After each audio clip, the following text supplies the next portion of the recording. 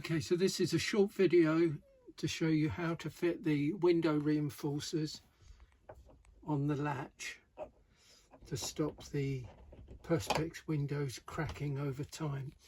So you'll need 2 screwdrivers, crosshead or posi drive, and a T20. The T20 is because that's the screws in the window. So start by opening the window and undo the 2 screws. Careful not to drop them. So 1, you'll need to hold the latch at about 45 degrees to get the screwdriver in. Then undo the second one. Okay, 2 screws removed.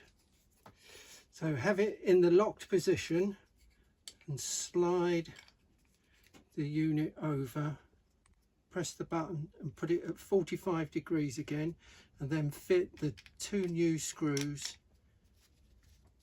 into the unit together so they stick out. These are longer screws because you're obviously adding extra bulk.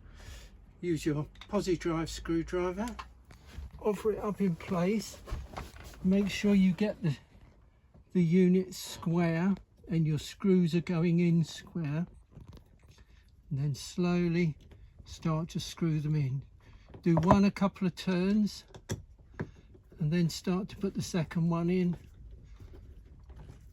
and just go gently and evenly on both sides. Don't do one side up tight all in one go because it will push the whole thing wonky.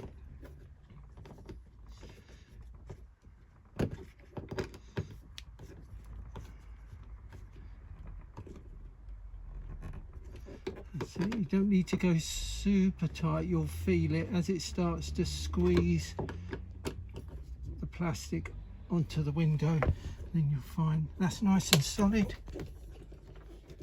Close it, lock it down, and then you've got the strain is now distributed around a much larger area on the window.